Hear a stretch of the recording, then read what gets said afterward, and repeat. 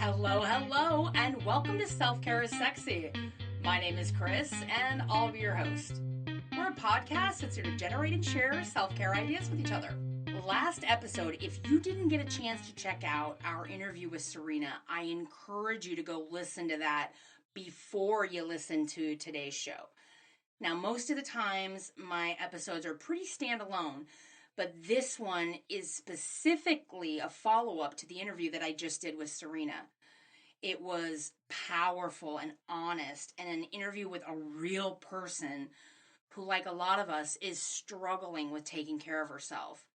She's a mom with 3 kids, who's got a demanding career with the military, a house full of projects and chores. Her boys are in a bunch of different after-school activities, and she's had little to no time to think about herself. It's such a great interview, and I really hope you'll take the time to listen to that one. If it resonated with you, anything that she shared, if you feel like you're in the same boat, please reach out to me. I would love to pass along any encouragement that we can give her. I want to give you a quick preview of what to expect from today's show. So, as a follow-up to that interview with Serena, I want to talk about being overly productive and how we can set some real healthy limits for ourselves, even when we have kids and chores and tons of things that we got to get done throughout the day. I'm going to get to all that, but first, a quick break. Okay, today I'm talking about the dangers of being overly productive and how to set some personal limits. Because really, everywhere you look these days, there's all these messages circulating out there that promote being insanely overproductive. It's all a buzz in companies that are trying to get their employees to come back into the office after, possibly years of working at home and during the pandemic because they want their employees to be more productive. Which, spoiler alert, turns out we're way more productive at home. Please leave us there. Thank you. But, we've got these social media feeds that are just busting at the seams with this message that you just be more, do more, push yourself to be better, work harder, suck it up, buttercup. The only limits you have are the ones you set on yourself. Which, ironically, that's actually what we're talking about today, just kind of in a different context. But all this motivational hype around pushing yourself to do better, to do more, to go further, and to achieve, it's actually doing you a huge disservice. Whether you're seeing it on Instagram or TikTok or, a self-improvement channel or YouTube, whatever. If you're consuming a lot of content about pushing yourself and grinding yourself and killing yourself to get your goals, you're really negating any self-care that you might be already doing. So I want to talk about why it's so dangerous to fall into that hype and how it's really damaging your self-care. Number 1, this kind of rhetoric is overwhelming. What you don't need when you're working on self-care is a bunch of overwhelming messaging that you need to do more. We'll get to what will help make self-care easier for you in the next segment, but I want us to really think about how overwhelming this content can be. I know a lot of us are already preconditioned to consume a lot of social media content. And it's really hard not to. The engineering behind it is just so sophisticated that it's just so powerful to suck your eyeballs in and get you to pay attention. But I'm going to be over here and I'm going to be in the counterculture pile of people and say, be really careful about falling into the hype of do more, be more, push yourself harder. Number 2, the reason we want to stay away from this kind of messaging is that it really enforces that you're not good enough. That you have to grind yourself down, slash and burn and start from zero, right? Think about all the different diets out there, all the different workout plans, all the different get better quick schemes. They all make you start over at zero as if the work that you've done on yourself thus far is worthless, that it doesn't mean anything. This kind of messaging, it really equals your self-worth is only equal to what you can produce. And friends, you're a human being, not a human doing. The whole point of your life is not to make widgets. You got to be careful with this content because if you're listening to a podcast about self-care, the chances are you've got some work in the self-esteem department. And the chances are there's some kind of residual not good enough story that's playing on a loop in your head. And whenever you tap into this kind of programming, it really just pokes a sharp needle on that exact nerve that you're not good enough. You need to do more. You would be happy if you would just fill in the blank. Buy my shake, buy my cream, sign up for my coaching, do my fasting, whatever it is. And I'm here to tell you that that kind of messaging is just telling you over and over, you're not good enough until you buy my thing. And just a little sidebar here, this podcast is never going to sell you anything. I'm never going to be your coach. I'm never going to do one-on-one. We're not going to get on a stage. The most I may ever do is write a book. And I'll tell you about it. You can find it on your own. But the reason I'm not out here pushing products and trying to get you to buy something is because I'm genuinely the little mom and pa podcast that's like, hey, everybody, guess what I figured out? And I genuinely just want to share that with the world. All right, moving on. Number 3, the reason we're not going to get into this content is that it devalues doing nothing. Now think about this. Doing nothing is kind of rare. Like just think about it for half a second, right? Think about boredom for a second. Nobody is bored anymore because we've all got these tiny little laptops that we carry around, and any opportunity that there's not something going on, we pick them up. We put our face in them and we continually to scroll or play a game or email or whatever it is. This type of content, this do-it-all, hype you up kind of content, it's really reinforcing that you can't sit still, that there's no value in just existing. And I really hope that people will start to figure out that being without our phones, waiting in line, just being is valuable. There's a lot to it. Number 4, this kind of content, this do it all, be it all, have it all content, it makes you believe that improving yourself has to be hard, that it has to be work, that somehow this all has to suck.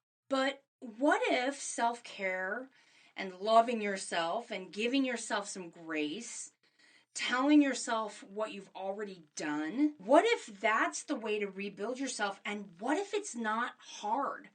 What if it's not work? What if it is really simple and just doing one of the gazillions of things I've mentioned that you could do for self-care? What if it's just perfecting one of these things, one of these tips, instead of trying to win the race, get the A, get your gold star, and be perfect at it? This type of content, it really makes you believe that it's got to be hard, and I am here to tell you, this self-care stuff is not an upward drudging battle. Journaling, drinking water, getting good sleep, saying nice things to yourself, it doesn't have to suck. It doesn't have to be work. And you certainly don't need to be perfect at it. Number 5, engaging with this hyped up type of content, it gives the authority over you to someone else. Look, here's the deal, folks. You know yourself the best. You know if self-talk is going to work for you. You know if journaling is going to help you. Don't get stuck on letting someone else be the authority on what's going to work for you. Not even me. I say this on the show all the time. If you haven't heard it in the last show or two, I am slipping for real. But I'm not for everybody. This content is not for everybody. If it's for you, great. If it resonates, great. If not, scroll on, my friend. Find what does work for you.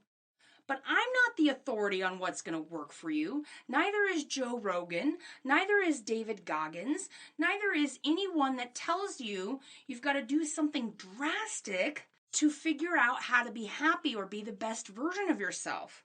Which, spoiler alert, it's always going to be you. You're always going to be the authority. So if you struggle with self-care, you don't need messages about grinding and pushing your limits to become a better you. That kind of thinking can be harmful, and it definitely pushes you backwards to where taking care of yourself seems Selfish. You want to go easy on yourself with this stuff. When we look at expanding ourselves or developing ourselves and maybe doing things differently so that we can have a different outcome, what we need to learn is to be softer with ourselves. We need to learn to be comfortable with doing absolutely fucking nothing. And we really need to learn about how to put ourselves first. You do that and all the self-improving, the pushing yourself, the doing better mentally, it becomes less like a drill sergeant and more like a scientist doing a clinical trial on your own behavior and your own routines, making just little tweaks here and there until you find a way of life that is loving and it's sustainable and it's developing you. So how do we set personal limits? How do we avoid falling into that overly productive trap? Well, number one, and probably most importantly, we've got to start dispelling perfectionism. You start this whole deal by accepting like B and C level work from yourself. You stop pushing yourself to get that gold star, to win the race. You really stop putting this expectation on yourself that you've got to be the perfect mom. You've got to be the perfect wife. You've got to have a Donna Reed, Martha Stewart miracle on the table after working 8 hours, walking the dog, getting the kids off to their thing, and then you got to be in a dress, pearls, and heels when the hubby comes home. Like, no way. No way. It's not possible. That ideal doesn't work anymore. So just get rid of it. Ditch that perfectionism. Number 2, how do you set limits so that you're not being overly productive? Number 2, you don't rush. You take the time to evaluate. You evaluate your goals. You evaluate your day. You slow the fuck down.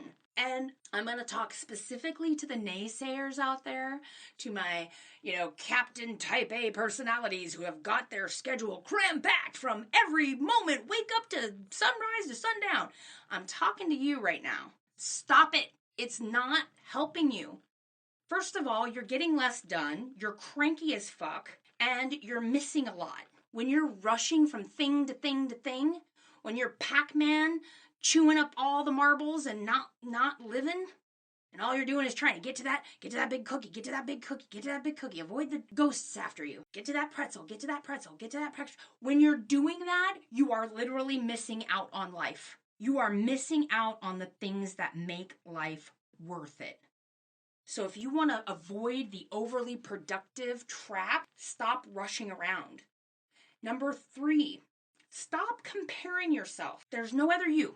You're it. That's all there is. And when you compare yourself to other people, you are making a lot of assumptions about other people's story. There's so much going on in other people's lives. You don't know how they made that Martha Stewart miracle or how they get their kids to all the things and get back and still are in a good mood. You're not on their journey. You're not on their bus. You're on yours. Stay with you. Don't compare yourself to other people. Number 4, you're going to start setting healthy restrictions. We talked about this in my boundaries show. If you didn't hear the boundaries show, go listen to it. It was really awesome. But we're going to start restricting ourselves in a good way. Healthy restriction is good. By the way, you're not owed a great time. You are not entitled to feel great all the time. When you set healthy restrictions for yourself, you're really reinforcing that you do care about yourself. It's just like when a bad kid who doesn't have any rules acts out, and then the parents put limits on them like timeout or grounding them or whatever. The kid just wants to know that the parents are paying attention. That's exactly what setting healthy restrictions for yourself is. And last but not least, number 5, you're going to disrupt, defer, and delegate. When you start to feel yourself pushing just a little harder to get just a little bit more done, disrupt that pattern right away. Force yourself to go take a nap. Set a timer if you can't switch your brain off. Saying no and setting your personal limits teaches you that you can set aside that immediate gratification for your long-term outcome. And defer to somebody else. Don't be afraid to delegate some tasks. It's really important we get better at setting the personal limits so we don't get too overly productive. That list again, number 1, dispel perfectionism. Number 2, don't rush so much. Number 3, stop comparing. Number 4, set some healthy restrictions. And number 5, disrupt, defer, and delegate. All right, that's it for this week. Thanks for joining me. If you have a story you'd like to share and you want to be on the show, please email me. It's Chris, Kris, at selfcareissexy.com. We got some really great content coming your way, so stay tuned. And remember that self-care is sexy. We're giving you permission to put yourself first.